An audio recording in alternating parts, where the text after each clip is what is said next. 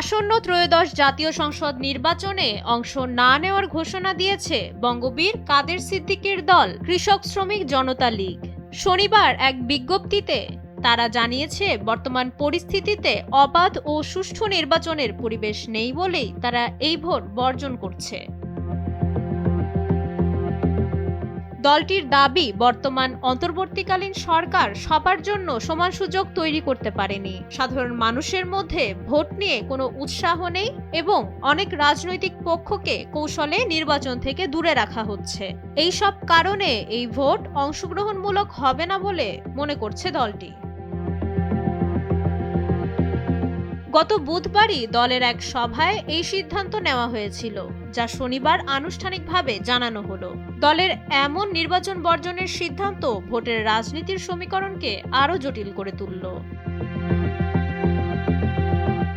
মাইশা মালিহা, সময়ের আলো।